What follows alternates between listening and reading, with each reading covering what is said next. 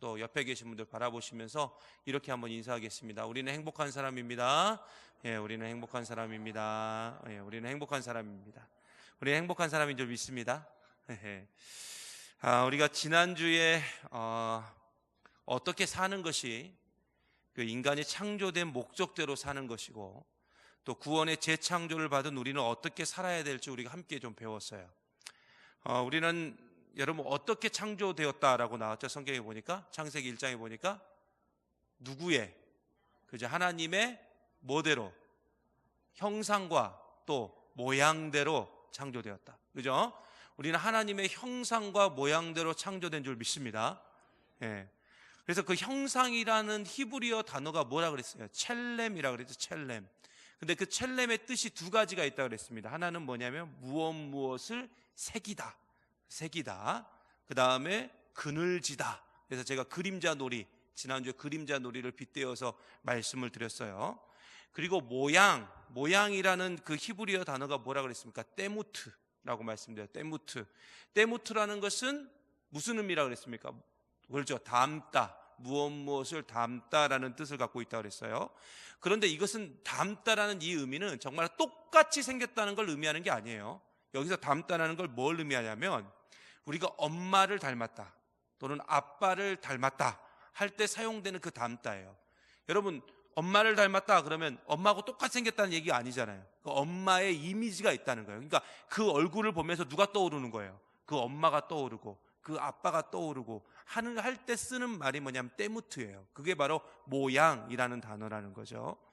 결국 우리는 누구의 형상대로요? 그죠? 누구의 모양대로요? 그죠? 하나님의 형상과 하나님의 모양대로 창조되었다는 것이죠. 그러면 이게 무슨 말이냐면은, 결론은 그래요. 우리의 모습을 보면서, 우리가 방금 다 얼굴을 보면서 우리는 행복한 사람입니다 하면서 인사를 다 나눴는데, 우리의 모습을 보면서 누가 딱 떠올라야 되는 거예요? 그죠? 하나님이 딱 떠올라야 돼요. 우리의 얼굴을 보면서 예수님이 딱 드러나야 돼요. 우리의 얼굴을 보면서 예수님의 그 모습이, 형상이 딱 보여야 돼요. 그게 바로 하나님의 형상대로, 하나님의 모양대로 만들어진 존재라는 것입니다.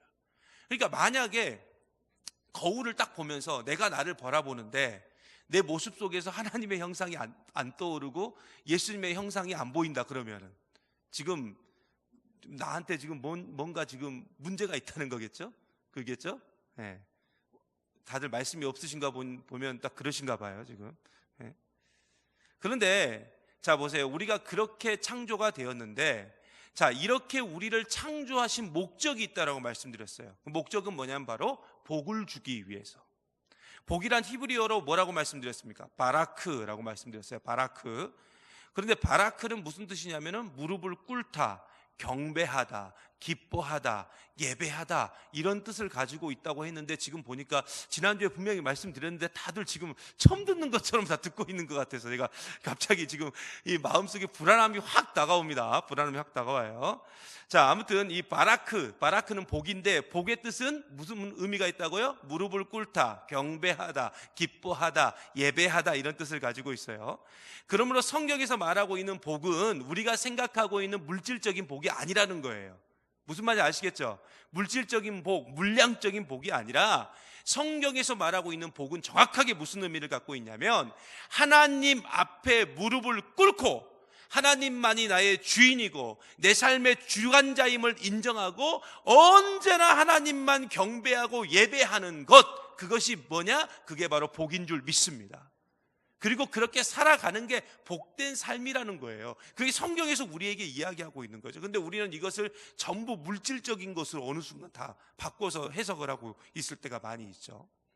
그래서 우리는 이 복을 제대로 누려야 되고, 또 이 최고의 하나님께 최선의 예배를 드리는 것, 이것이 뭐냐면 하나님이 가장 기뻐하시는 일이고, 우리가 창조되고 구원의 재창조를 경험한 우리가 마땅히 해야 될 일이라는 거예요. 그리고 이렇게 복을 받은 우리는 반드시 하나님께서 그 창조하신 세상에서 어떻게 해야 되느냐? 생육하고 번성하고 그 다음에 정복하고 다스려야 되는데, 이 생육과 번성과 정복과 다스림은 누구에게만 주어진 권한이냐면 왕에게만 주어진 권한이에요. 왕에게만. 그런데 여기서 말하는 생육, 번성, 정복, 다스림은 어떤 정복의 개념이 아니라고 말씀드렸어요. 이건 무슨 개념이냐? 바로 섬김과 낮아짐의 개념이다라고 말씀드렸습니다. 그래서 결국은 이 진정한 기독교의 정신은 어디서 나오느냐? 섬기는 데서, 그리고 낮아지는 데서 나온다, 이렇게 말씀을 드렸습니다. 그리고 그렇게 섬기고 낮아질 때 그때 진정한 치유가 일어나고, 그때 회복이 일어나고, 그때 생명을 살리고 세우는 하나님의 놀라운 역사가 일어나는 줄 믿습니다. 그래서 예수님은 이 세상에, 그리고 이 모든 것의 왕이셨지만 우리가 생각하는 일반적인 왕의 모습으로 이 땅에 오신 것이 아니었죠? 그죠? 어떤 모습으로 오셨어요? 바로 섬김과 낮아짐의 모습으로 오셨고 그렇게 사셨어요. 자, 그런데 우리는, 사도 베드로가 우리를 향해서 뭐라고 말했어요? 우리는 왕 같은 제사장이다, 이렇게 말씀드렸어요. 왕 같은 제사. 그러면 우리도 왕이에요. 그러면 우리도 어떻게 살아야 돼요? 생육하고 번성하고 정복하고 다스리면서 살아야 되는데, 이거의 원뜻은 뭐라고 말씀드렸어요? 섬기는 것이다, 낮아지는 것이다, 희생하는 것이다 라고 말씀드렸어요. 그리고 그렇게 나아갔을 때 결국 교회가 교회다워지고 성도가 성도다워질 수 있는 줄 믿습니다. 우리가 이게 지난주에 배웠던 내용들이에요. 지난주 우리가 이렇게 많은 내용을 이제 봤어요. 오늘은 이제 2장으로 좀 넘어가 보려고 합니다. 2장.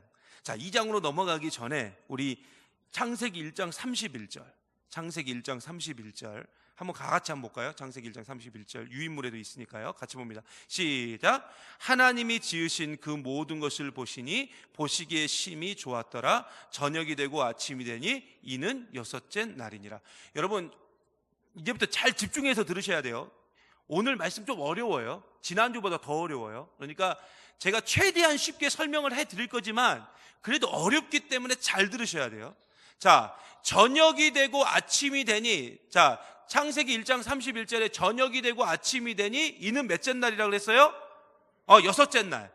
그러니까 첫째 날부터 우리가 여섯째 날까지의 창조의 모든 사역을 봤는데, 그 창조의 모든 사역이 끝나고, 자, 여섯째 날이 끝났다는 건 뭘 의미하는 거예요? 그 다음에는 뭐가 시작됐다는 거예요? 여섯째 날이 끝났으니까 그 다음 뭐가 시작돼야 되는 거예요? 그렇죠. 일곱째 날이 시작돼야죠. 당연한 거 아니에요? 여섯째 날이 끝났는데 갑자기 다섯째 날로 돌아갈 수는 없잖아요.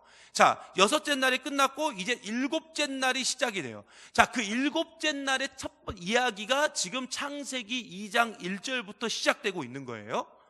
자, 아직도 제가 그렇게 생각하고 계시는 분들이 계시기 때문에 제가 드리는 말씀인데, 여러분, 세상은 절대 7일 만에 창조된 게 아닙니다.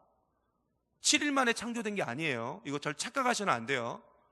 많은 그리스도인들이 아직도요, 창세기에 첫째 날, 둘째 날, 셋째 날 이렇게 나오니까 이것을 성경 문자 그대로 받아들여가지고 세상이 7일 만에 창조되었다, 이렇게 생각하시는 분들이 굉장히 아직도 많이 계셔요.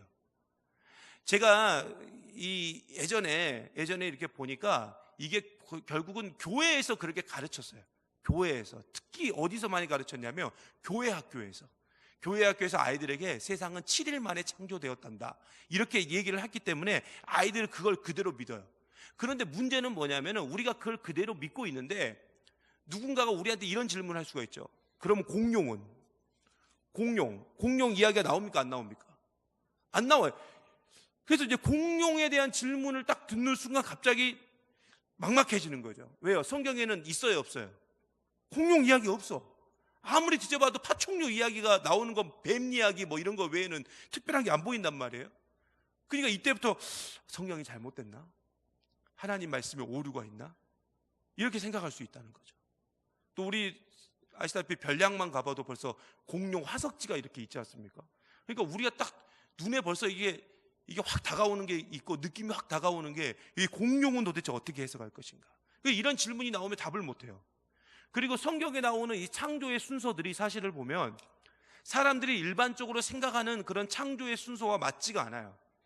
그래서 성경은 틀렸고 잘못된 것이다 라고 사람들이 많이 공격을 하고 말하기도 합니다. 그리고 우리는 이러한 공격을 받으면 교회에서 제대로 된 교육을 못 받았기 때문에 쉽게 답변도 못 해요. 그래서 공룡에 대해서 설명을 해봐라, 뭐 순서가 틀리는데 이걸 어떻게 할 것이냐 라고 했을 때 우리가 답변을 잘 못하죠.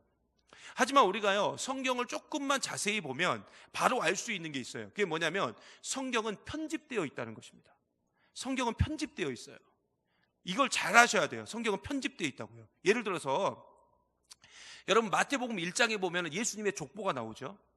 족보가 나옵니다. 네, 네, 족보가 나와요. 마태복음 1장에 보면 예수님의 족보가 나오죠.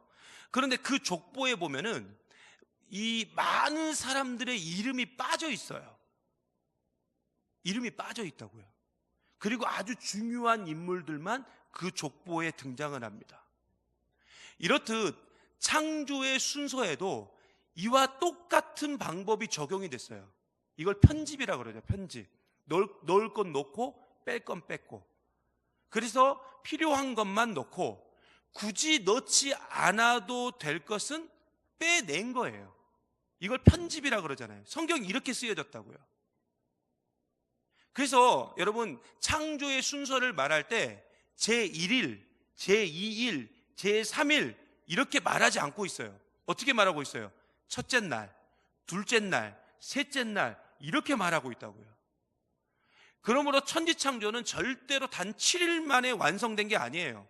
이 안에는 굉장히 많은 시간의 흐름이 있었고, 창세기 1장은 그 시간을 그냥 첫째, 둘째, 셋째, 넷째, 다섯째 하면서 그냥 정리한 것뿐이에요. 정리한 것뿐이라고요.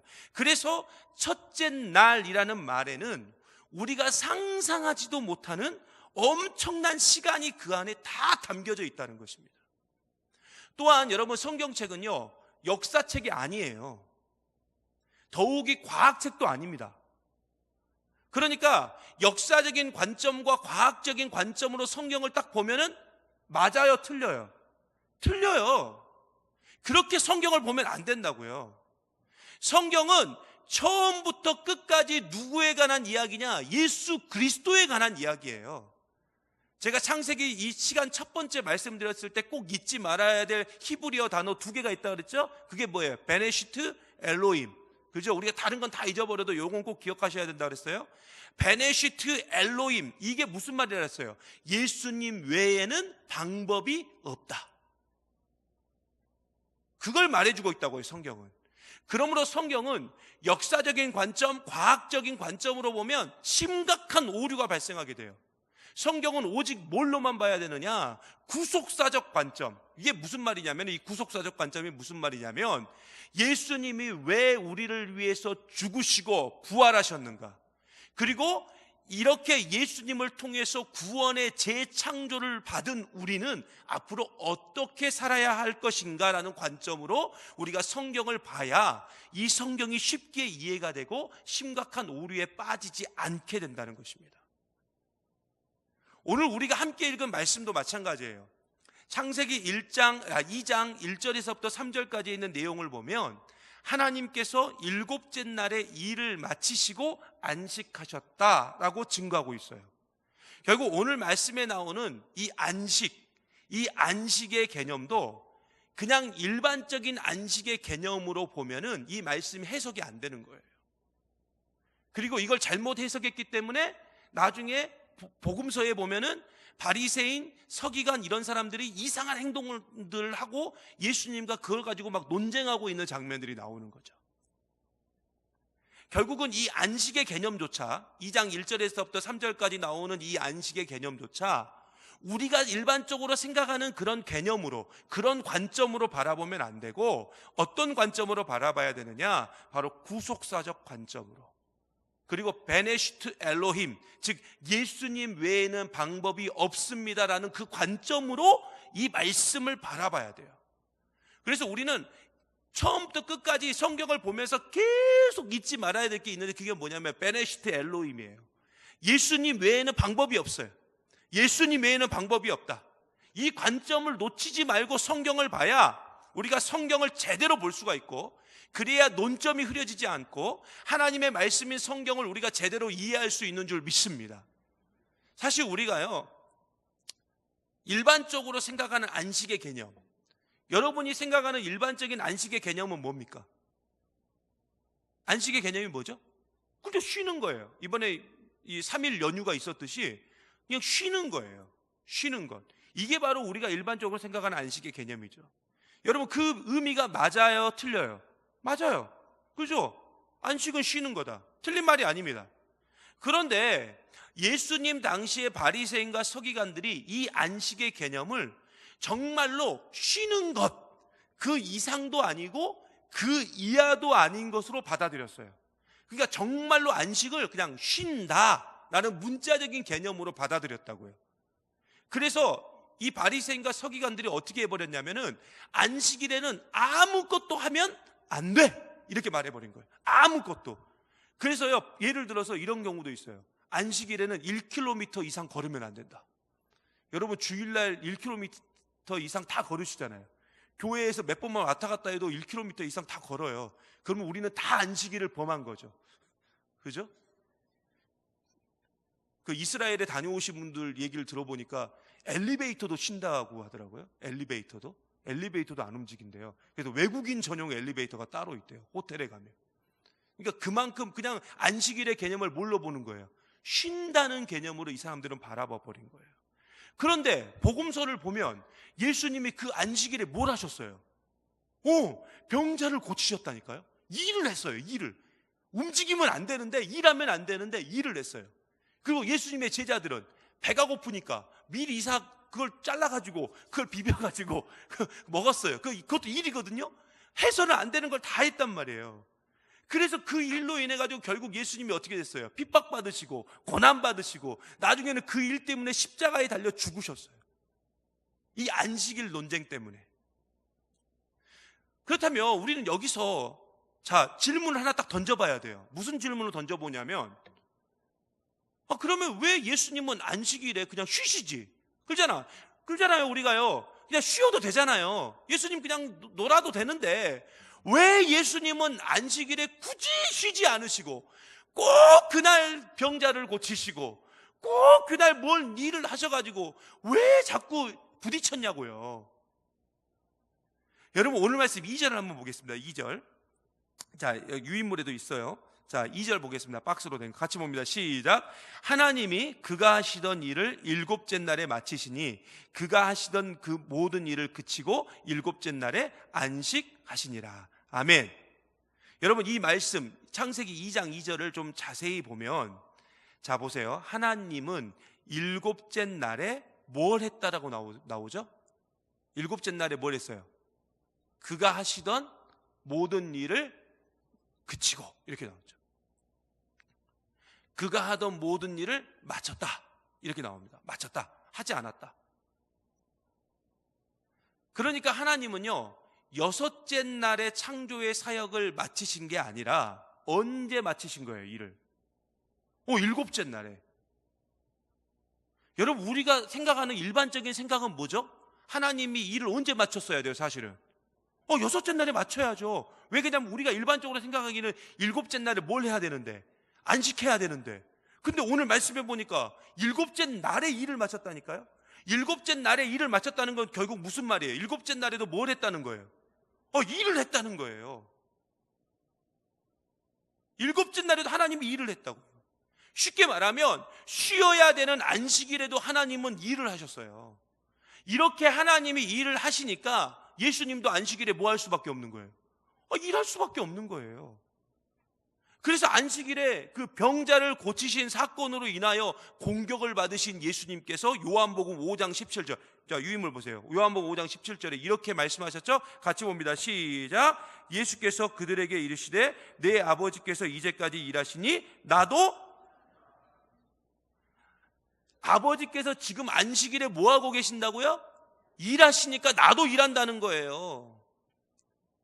그래서 여러분, 안식일에, 그러니까 우리는 이게 주일의 개념으로 바뀌었지만 주일에 일하는 거에 대해서, 근데 여기서 일한다는 것은 이제 교회에서 일한다는 거에 대해서 주일날은 쉬어야 되는데 이렇게 내가 교회에서 일 많이 해도 되나? 이렇게 하는 거에 대해서 너무 속상해하지 마세요. 그날 누구도 일하신다고요? 하나님도 일하세요.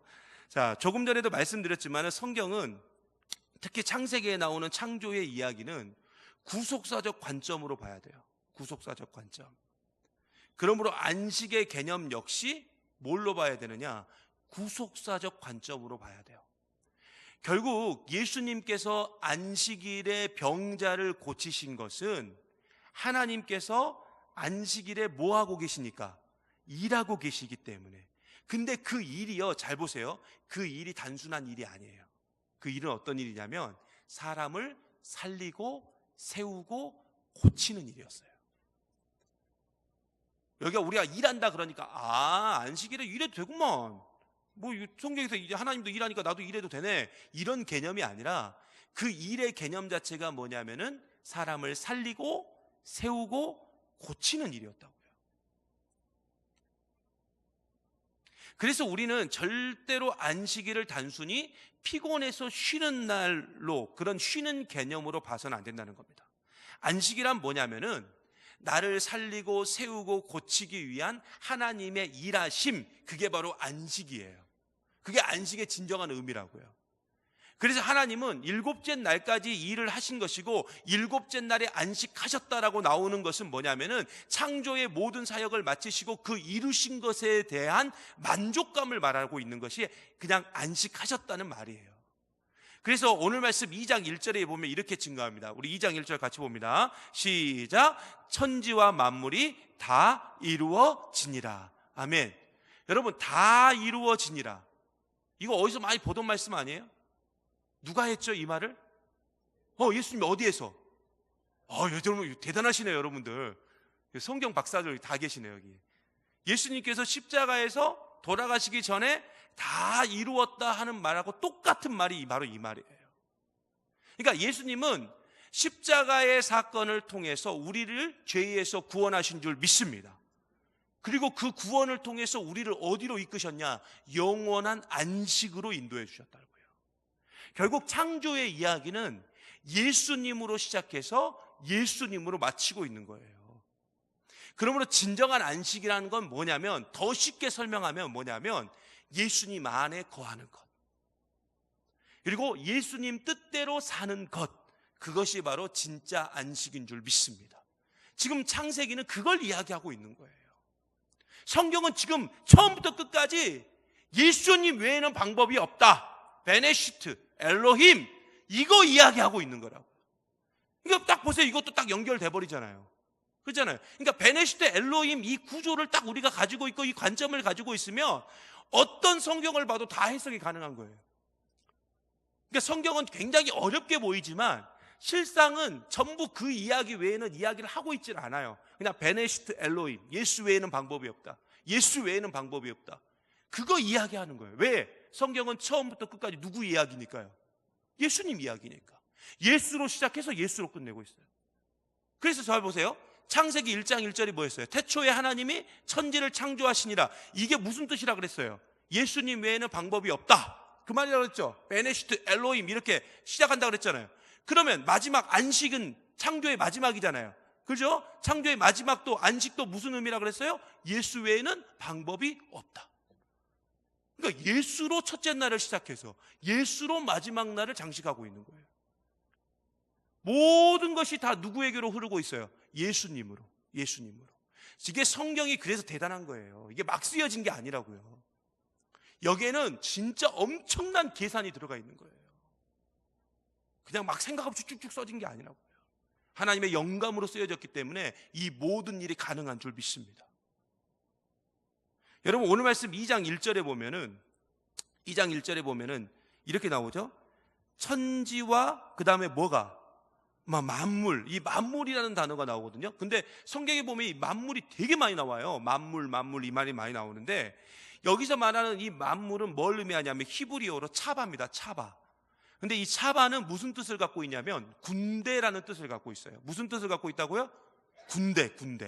여러분, 군인은 뭐에 살고 뭐에 죽죠?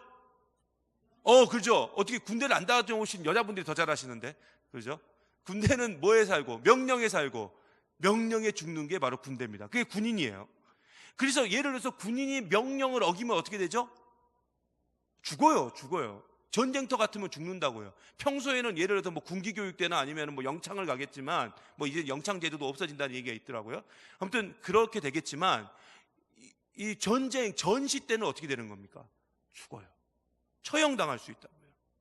군인이 명령을 어긴다는 건 있을 수도 없는 일이죠. 그래서 그래서 자신에게 주어진 명령대로 행동하고 그 명령대로 움직일 때 그때 군인은 군인다워질 수 있고 진정한 행복, 진정한 안식을 얻을 수 있다는 것입니다. 그게 이 만물, 차바라는 단어에 들어있는 귀한 그 의미예요. 그런데 여러분, 출애굽기와 여호수아서를 보면은 하나님이 이스라엘 민족을 향해서 뭐라고 말씀하셨냐면 이 민족은 여호와의 군대다 이렇게 말씀하셨어요. 군대다. 그때 쓴 단어가 뭐냐면 차바예요. 만물, 이 단어를 쓴다고요. 그래서 이스라엘 민족을 여호와의 군대 이렇게 부르는데 이 말은 뭐냐면 이스라엘 민족이 누구의 명령대로 살아야 된다는 거예요? 그죠, 하나님의, 여호와의 명령대로. 여호와의 명령대로 살 때, 그 말씀 안에 거할 때 안전을 보장받을 수 있고 행복을 보장받을 수 있다는 거예요. 그래서 여러분, 여기 지금 박스 안에 들어있는 신명기 10장 12절과 13절 말씀, 많이 익숙한 말씀이죠. 우리가 예전에 봤어요. 그죠? 이 말씀 같이 한번 보겠습니다. 같이 봅니다. 시작. 이스라엘아, 내 하나님 여호와께서 내게 요구하시는 것이 무엇이냐? 곧 내 하나님 여호와를 경외하며 그의 모든 도를 행하고 그를 사랑하며 마음을 다하고 뜻을 다하여 그를 사랑하며 내 하나님을 섬기고 내가 오늘 내 행복을 위하여 내게 명하는 여호와의 명령과 규례를 지킬 것이 아니냐. 아멘. 제가 이제 반복을 해서 넣었네요. 죄송합니다. 결국 진정한 안식과 평안 그리고 행복은 누구 안에 거하는 거다? 그렇죠. 하나님 안에, 예수 안에. 그거 지금 얘기하고 있는 거예요. 그리고 하나님은 우리가 이렇게 예수님 안에 거하실 수 있도록 쉬지 않고 지금도 뭐하고 계시는 거예요? 일하고 계신다.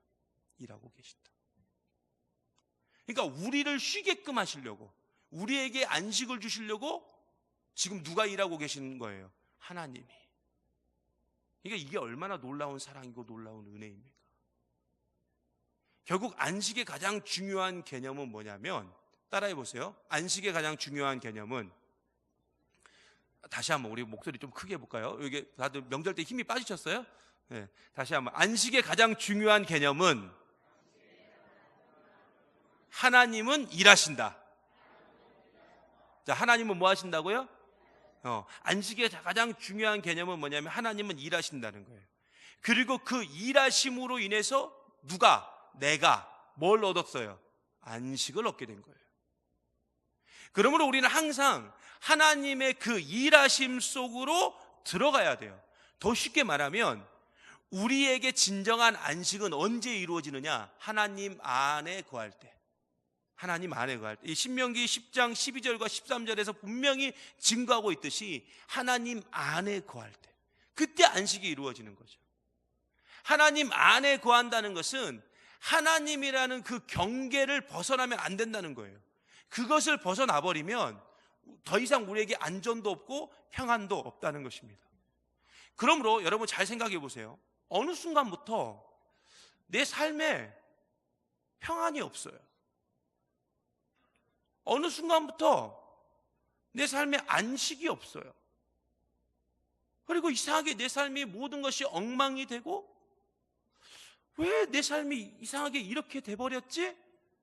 라고 생각하는 그 질문 앞에서 우리가 이렇게 다시 한번 생각해 봐야 돼요. 그렇다면 나는 지금 하나님 안에 있는가? 혹시 하나님이 일을 해야 되는데 내가 지금 일을 하고 있는 것은 아닌가? 하나님이 우선순위가 돼야 되는데 지금 자꾸 내가 우선순위가 되고 있는 것은 아닌가? 이렇게 딱 살펴보면 이미 답은 다 나온 거예요. 왜 내 삶에 평안이 없고 안식이 없는지, 위로가 없는지, 만족이 없는지, 이미 거기에 답이 다 나와버린 거예요. 이게 바로 오늘 말씀, 이 안식이 주는 개념이죠. 여러분 다시 한번 말씀드리지만 베네시트 엘로힘, 예수님 외에는 방법이 없는 줄 믿습니다. 예수님으로 충분하십니까? 저는 충분하셔요? 여러분 이 질문 앞에 우리가 자신 있게 저는 충분합니다 이렇게 답해야 될 줄 믿습니다. 그리고 일하시는 하나님, 우리를 구원하신 예수님께 좀 모든 것을 맡기고 그렇게 살아야 돼요. 그렇지 않으면 우리에게 결국 안식은 다 사라지게 되어 있어요. 여러분, 말씀 마칠까 합니다. 세상에 많은 사람들이 이 안식을 굉장히 원하죠. 우리도 원해요. 그러나 이 안식은 이 하나님 안에 거할 때 이루어질 수 있다는 거죠. 그리고 하나님은 오늘도 우리를 하나님 안에 거함을 통하여 우리가 안식할 수 있도록 우리를 위해서 지금도 뭐하고 계신다고요? 일하고 계셔요. 대단하십니다. 일하고 계신다고요. 하나님은 쉬지 않으세요. 예수님 외에는 방법이 없다는 그 사실을 알려주시기 위해서 지금도 하나님은 부지런히 뛰고 계셔요. 그러므로 우리 역시 그 일하시는 하나님께 다 맡겨야 돼요. 내 모든 걸 다 맡겨야 돼요. 이따 우리가 함께 기도하겠지만 다 맡겨야 돼요. 내가 하려고 하면 안 돼요.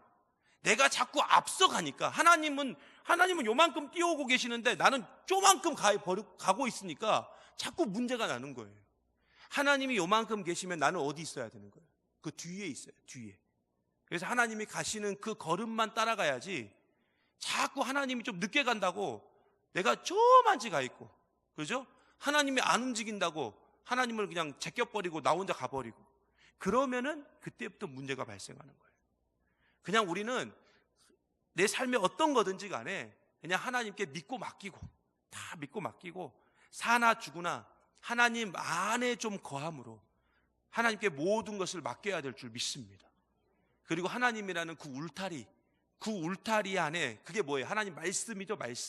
말씀이라는 그 울타리 안에 거할 때 그때 진정한 행복이 있고, 그때 진정한 안전이 있고, 그때 진정한 안식이 우리 가운데 임하게 될 줄 믿습니다. 그러므로 여러분, 다른 거 다 내려놓고 그냥 하나님께 맡기세요. 맡기시고, 나는 하나님 외에는 방법이 없습니다. 예수님 외에는 방법이 없습니다. 주님, 나를 좀 도와주시옵소서라고 이렇게 믿음으로 우리 함께 나아갔으면 좋겠습니다.